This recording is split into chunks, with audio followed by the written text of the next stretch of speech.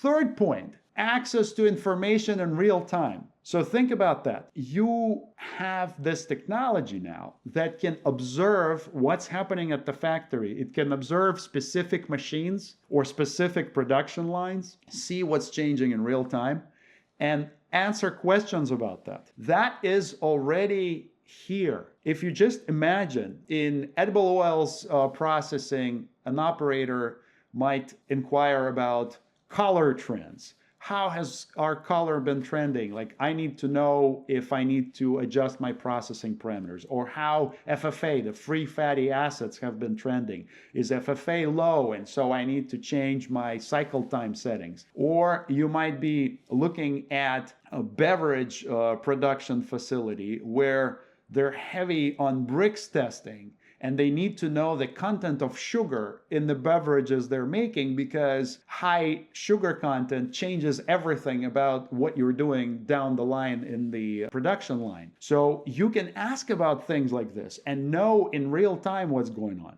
You can ask about connected lab information management systems, or QC systems. You can ask, how are my samples doing? How is the lab doing with the stuff I asked them to test? So all of that is there. Okay. And I think a lot of us have had experiences with chatbots, because what you're ultimately talking about is a chatbot one way or another, right? So when a lot of us would chat to a customer service chatbot because we ordered something online, we would realize that they're still pretty dumb. I mean, there's no better way to put it. And a lot of these chatbots would not answer my question or direct me to a human. So where is the technology currently when it comes to running factories and operators talking to these chatbots? All right. No technology is 100% perfect. None.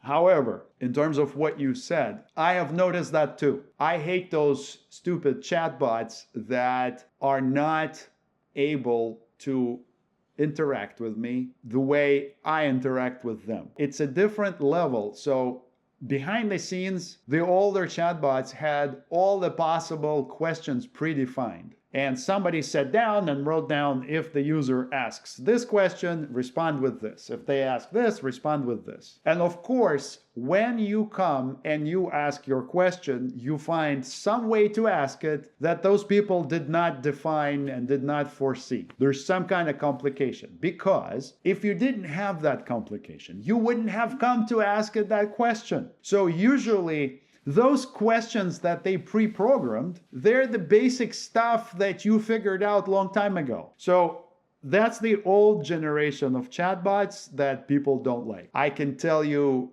the best illustrative example is when you call somebody's support line, and there's this old phone-based system that says, okay, but I can answer your question. It says, what are you calling about? And after you tell them what you're calling about, this automated voice tells you, oh, I didn't get that. Are you calling about apples and oranges? Like, no, I'm not calling about that. And so you get frustrated, and then you start screaming, operator, operator.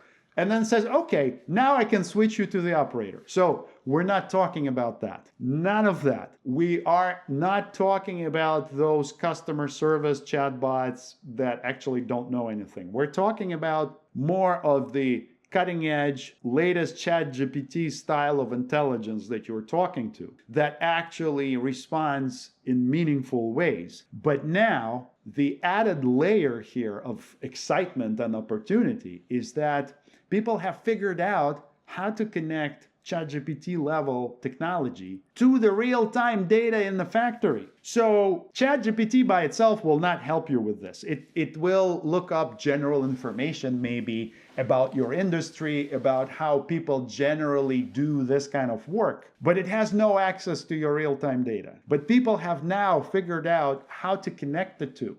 So you get the smartest, the most intelligent models. And this is all configurable, by the way. It could be OpenAI's models, it could be Google's models, Gemini Pro, all of that. It could be DeepSeek that has come out and disrupted the industry just recently. You can connect to whatever intelligent model you want, but then that is gonna be connected in a safe way to your production data, and it's going to be able to give you insights about it. So this is the exciting opportunity. I don't want to bog you down with how people figured out to do this safely, but just know that this is around the corner. You're going to come to work, you're going to be able to interact with this thing, and it's going to look at the real-time data and give you helpful insights.